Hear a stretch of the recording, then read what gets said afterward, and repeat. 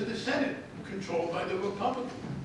The Republicans in the Senate and the Republicans in the House disagreed. So the Republicans in the Senate never brought a bill to the floor.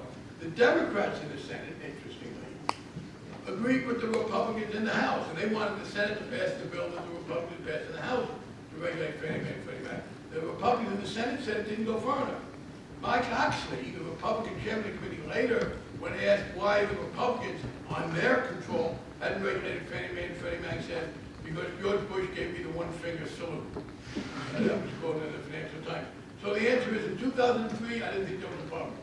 I think there was a problem, by the way, then for Merrill Lynch or for the Bank of America. I really did not fully understand the extent to which the subprime crisis was going to come into effect, not just Fannie Mae and Freddie Mac, but all institutions. In 2004, I objected. I was overridden. Beginning in 2004, I worked with others to try and do two things: regulate Fannie Mae and Freddie Mac and restrict subprime mortgages. I was in the minority. In 2007, I became the chairman of the Financial Services Committee. The first thing we did in March of that year in the committee I chaired was to pass a tougher regulation of Fannie Mae and Freddie Mac than the Republicans passed in 2005, because they did agree that things were deteriorating. Unfortunately, it didn't pass the Senate until the next year. But we gave Secretary Paul everything he wanted. We also passed that year a bill to restrict subprime mortgages, but it also died in the Senate. So that's the answer. Yes, in 2003, I didn't think there was a problem. In 2004, I objected to what I thought caused the problem. Beginning in 2005, I tried to regulate it. Yes? It seems like I'm moving to foreign policy here that, the president's taking quite a long time with his decision about increasing troops in Afghanistan. Right. It really has no political consideration. You have your top general requesting more troops, and the public is deeply against escalating and committing to Afghanistan. If you lived at 1600 Pennsylvania, what would your decision be given the political realities of the situation? Well, I'd say two things. First of all, it's not just emphatic for Obama, it's right, it's public political. Let me just say, people sometimes say, oh, we don't want that decision to be made politically. That's a terrible thing to make that decision politically. If you believe that, you have a terrible problem with the American Constitution, which puts an elected president, 100 elected senators, and 435 elected officials as a judge. If you really don't want it to be made politically, do not ask 536 politicians to make it. Of course, that's a way of channeling the public opinion, but it's a fair question. I say it's compounded by this. In fairness to the president, if that were the only issue, and there was a clear national security answer, he would take it. But the other problem is there is legitimate debate about whether that will do any good or not. I mean, the increasing troops certainly works if we're facing an external enemy. When Harry Truman had the problem with the Chinese coming into Korea, yeah, he had troops there. But these are both these are both military and political problems, and it's not clear that the best way to do it, or maybe more importantly, is how you do it. My own view would be this: I would not, if I could only change Afghan policy, I would not send more people there. America is hurting from this deficit, not just because of the economics, but because of the terrible pressure it's putting and so many other things. There are cops in my district who have been laid off. And there are people in my district who need more protection from criminals than they need from Al-Qaeda. That's just a fact of life. And they need more protection. They live in older urban areas where there have been foreclosures on the fire department. And they need more protection against the bridges falling down when they drive over them. And from pollution of the water, etc. So the first thing I would do would be to say, I am withdrawing from Iraq in 6 months, not a year and a half. We are continuing to leave. We have more troops today in Iraq than Afghanistan. And by the way, when we spend money in the military in a war, it's very expensive, and it should be. You do not send our young people in a war without serious. And I voted against the war in Iraq, but I voted for the war in Afghanistan. And I sat in a church where they buried a kid who was killed in a war I voted for. It's a very serious responsibility, a very tough one. And I won't do anything that's going to do any more jeopardy there. So I pull out of Iraq. I would then have to look hard at Afghanistan.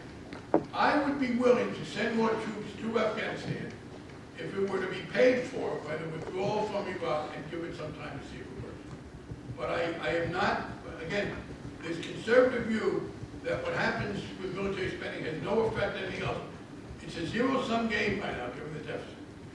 And we are doing enormous harm to the quality of life in American society, and it will get worse if we continue to do both. So So I would pull out of Iraq, I would announce we're out of Iraq in 6 months. And if the Iraqis can't get along together, I resent that. But I'm not going to deny my constituents police protection to referee political fights in Iraq. And that's what we're talking about. The Iraqis know what's going on. People say, oh, you can't pull out of Iraq. They don't have an Air Force. Well, neither do the people that they're fighting with. You know, I'm tired of Air Force. They can't hold together society. I regret that. You know what? There were terrible problems in the Sudan. There was a rotten leader in Zimbabwe. There were abuses in Myanmar. I am sorry that other people are so misgoverned. I want to do everything we can short of invading them all, except in a genocidal case, to try and stop that. But I do not believe it is either useful or appropriate. We can't solve the problem in Iraq, and they now are. There's no experiment. So I pull out of Iraq first, and then I would try some increase in Afghanistan. Yes. I am stunned. I have never seen two elected officials, three politicians, which are good things, be accused of false modesty. Here, you guys, you gentlemen, you congressmen, have voted for the first step in major health reform that looks as if it has a future in this nation, and you don't even take credit for it.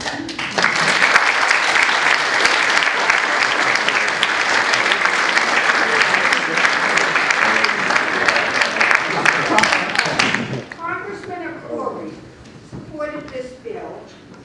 He, with the exception of our county has Congressman Corey and Congressman Hitchie.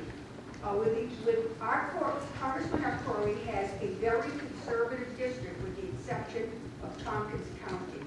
He has acted on principle, and he is going to need our support in 2010.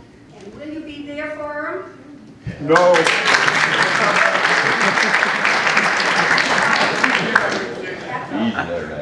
By the way, one example of the irrationality of this government thing is, so we're not making this up, we have been people tell us, we don't want your government health plan, we want to stay on Medicare. Medicare is not promoted by the Girl Scouts of America. And again, you want to read, you want to do some historical comparisons, read what some of the right-wingers are saying about today's health care plan, and then go back to 1965 when Medicare was passed, and you will again see very many of the same objections. But I just want to add to what Michael Curry has been a great member of Congress. The first off-year election in the presidency is always a tough one. It's a hard thing, particularly when you have Obama having inherited what he inherited and having to do this tough thing. Michael Curry is a great leader. He has integrity. He's very highly respected, and I do hope that we will all be able to turn out. Because here's the problem: you can be very useful. In some elections, it's hard to make a big difference. In 2010, the biggest issue is going to be turnout. The important thing for us is not so much to persuade conservatives to vote for us. It ain't going to happen. It is to make sure that the people who turned out to vote for Obama don't say, oh my God, he'll be elected Obama. There's still problems in the world. The man was president 20 months. He hasn't solved everything. The hell with it. Unrealistic expectations of the problem. I will just tell you my philosophical approach to how you should measure any politician or any public policy. And it was articulated by a great 20th century philosophy that Irene knows of, but most of you have never heard of. His name was Henny Youngman. He was a great comedian, by the way. He was credited, he was the king of the one-liners. He was credited with the shortest joke in the history of the world. Take my wife, please. That was back in the days when, anti-wife jokes were very big. But he had one wife, but was really quite profound. How's your wife compared to what? That's the essence of wisdom, compared to what?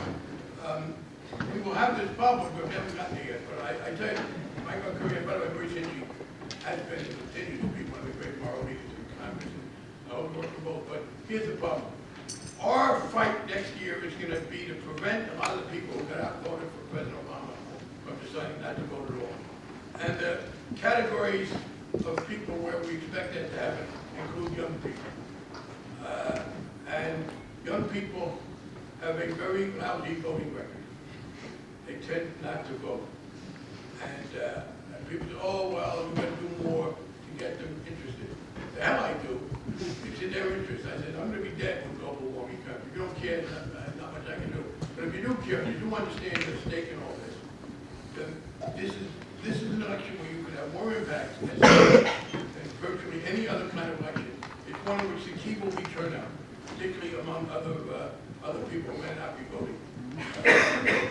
Persuading people to change their minds is very hard, but reaching people who are in basic agreement with you and persuading them that it is worth continuing the effort is easy. So I do hope you will be very much out there for Michael Curry, and I ask you that personally because I get to be chairman because he's a congressman. If he's not a congressman, A, I'm not a chairman, and B, I may be a chairman, but I'm a chairman with such a slight majority that's a pain in the ass. I have responsibility that I have power. So I ask you personally, please God, do what you can.